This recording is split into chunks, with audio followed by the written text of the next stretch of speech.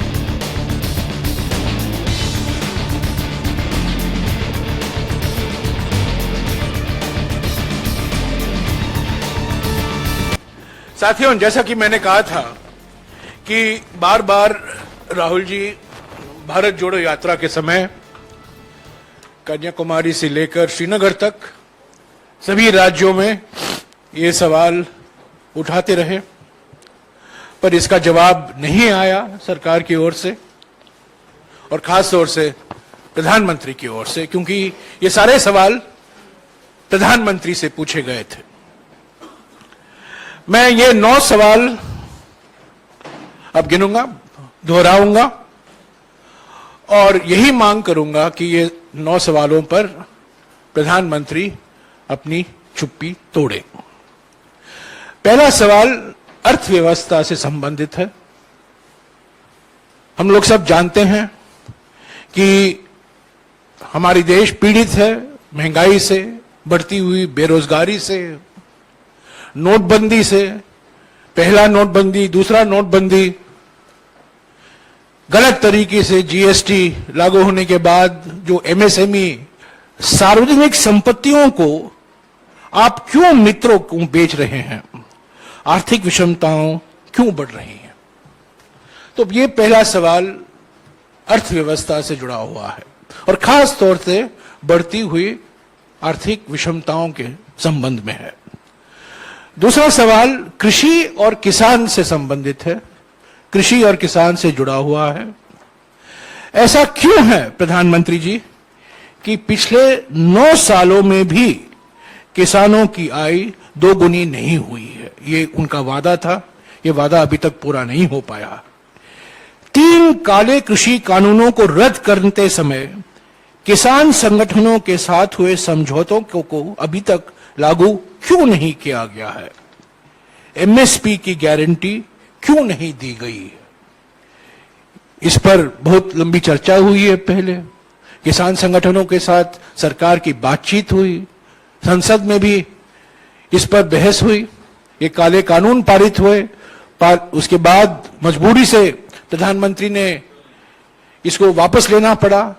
तब के समय कुछ बातचीत हुई किसान संगठनों के साथ और आज भी रद्द करते वक्त जो वादे किए गए थे, जो गारंटी दिए थे, आज तक वो पूरे नहीं हुए हैं।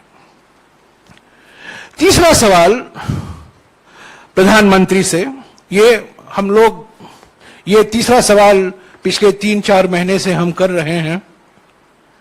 खास तौर से मित्रवादी पूंजीवाद का मिसाल जो हमें देखने को मिल रहा है, रोज कुछ ना कुछ मोडानी कहानी जो हमें उसको अखबारों में, टीवी में, मीडिया में, कई माध्यमों से हमें जानकारी मिलती रहती है।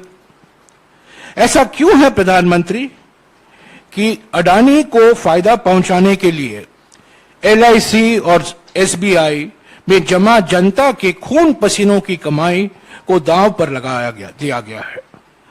भ्रष्टाचार को खत्म करने की बात करने वाले प्रधानमंत्री इस पर जवाब क्यों नहीं देते कि अडानी की फर्जी कंपनियों में, शेल कंपनियों में, फर्जी कंपनियों में 20,000 करोड़ रुपए किसके हैं? इस पर आप जानते हैं, हमने 100 सवाल, हम अडानी के हैं कौन श्रृंखला में हमने 100 सवाल पूछे हैं, उसका एक भी जवाब नहीं आया है। और अभी ये प्रचार किया जा रहा है कि सुप्रीम कोर्ट से एक क्लीन चिट मिला है। ये बिल्कुल क्लीन चिट नहीं है, ये भी साबित हो गया है। और भी सवाल उठते हैं और खास तौर से ये फर्जी कंपनियों से जुड़े हुए हैं। और ये 20,000 करोड़ रुपया किसका है? चौथा सवाल भी राहुल जी ने बार बार भारत जोड़ो यात्रा के समय उठाया था, हमने भी उठाए हैं, बार बार हम उठाते रहते हैं। ये आंतरिक सुरक्षा से संबंधित है और खास तौर से चीन से जुड़ा हुआ है। जो 19 जून 2020 को प्रधानमंत्री ने चीन को क्लीन चिट दे दी, उसके वजह से हमें परेशानी भुगतनी पड़ी है। और हमारा इस संबंध में सवाल है, ऐसा क्यों है प्रधानमंत्री जी कि चीन को लाल आंख दिखाने की बात करने वाले आप उनको 2020 में क्लीन चिट दे दी, जबकि वो आज भी हमारी जमीन पर कब्जा करके बैठा है। पांचवा सवाल, अभी आप देख रहे हैं मणिपुर में क्या हो रहा है, एक वो अभी नया मिसाल है। और भी राज्यों में ध्रुवीकरण फैलाया जा रहा है, हिंसा फैलाया जा रहा है। सामाजिक सद्भाव जो बिगड़ा है, सामाजिक सद्भावना जो बिगड़ा है, उस पर यह सवाल है। ऐसा क्यों है प्रधानमंत्री जी कि चुनावी फायदे के लिए जानबूझकर बंटवारे की राजनीति को हवा दी जा रही है और समाज में डर और माहौल बनाया जा रहा है। एक तरफ राजनीतिक विरोधियों के खिलाफ डर और धमकी, और दूसरी तरफ समाज में अलग अलग धर्म, अलग अलग जाति, अलग अलग भाषा, अलग अलग प्रांत में बंटवारे की राजनीति का उपयोग किया जा रहा है अपनी राजनीतिक मकसद के लिए।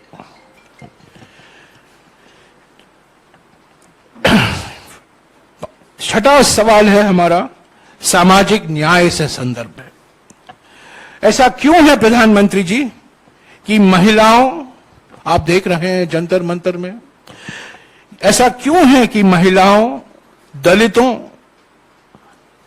आदिवासियों, ओबीसी और अल्पसंख्यकों के खिलाफ हो रहे अत्याचारों पर आप चुप रहते हैं? जाति जनगणना, कास्ट सेंसस, वो जाति जनगणना की मांग को क्यों नजरअंदाज किया जा रहा है?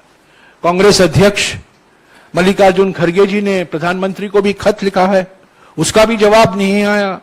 राहुल जी ने बार बार भारत जोड़ो यात्रा के समय इसकी मांग की। आप जानते हैं जब यूपीए की सरकार थी, हमने जाति जनगणना की थी, पर बहुत से कारणवश, जो मैंने पहले आपको बताया है, वो प्रकाशित नहीं हो पाया। और हमारी मांग है और अनेक विपक्ष पार्टियों की मांग है कि जाति जनगणना होना जरूरी है, पर यह अभी तक इस पर प्रधानमंत्री ने कुछ कहा नहीं है। लोकतांत्रिक संस्थाएं पर अगला सवाल है। ऐसा क्यों है प्रधानमंत्री कि विपक्षी दलों और नेताओं के खिलाफ बदले की भावना, प्रतिशोध की भावना से कार्रवाई की जा रही है? क्यों जनता द्वारा चुनी हुई विपक्षी दलों की कई सरकारें गिराई गई हैं? पिछले 9 सालों में संवैधानिक और लोकतांत्रिक संस्थाओं को क्यों कमजोर किया जा रहा है?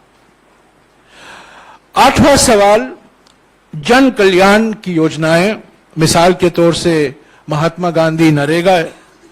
ऐसा क्यों है प्रधानमंत्री कि बजट में कटौती करके मनरेगा जैसे जन कल्याण की योजनाओं को कमजोर किया गया है। गरीब, आदिवासी एवं जरूरतमंदों के सपनों को क्यों आप कुचला जा रहा है? और हमारा अंतिम सवाल प्रधानमंत्री को हम याद दिलाना चाहते हैं, कोरोना मिसमैनेजमेंट आज हम भूल गए हैं, पर एक समय था कोरोना महामारी से सारा देश पीड़ित था। ऐसा क्यों है प्रधानमंत्री कि कोरोना के कारण और खास तौर से कोरोना मिसमैनेजमेंट के कारण, कुप्रबंध के कारण 40 लाख लोगों ने अपनी जान गंवाई। 40 लाख लोगों की मौत के बाद भी उनके परिवारों को मुआवजा देने से मना कर दिया गया। क्यों अचानक लॉकडाउन करके लाखों कामगार साथियों के घर जाने के लिए मजबूर किया गया और उन्हें उनके हाल पर छोड़ दिया गया? तो साथियों, ये 9 सवाल हैं, 9 साल के 9 सवाल, भारत जोड़ो यात्रा के 9 सवाल, राहुल जी के 9 सवाल, हमारे कांग्रेस अध्यक्ष के 9 सवाल, कांग्रेस पार्टी के 9 सवाल और देश की जनता का 9 सवाल।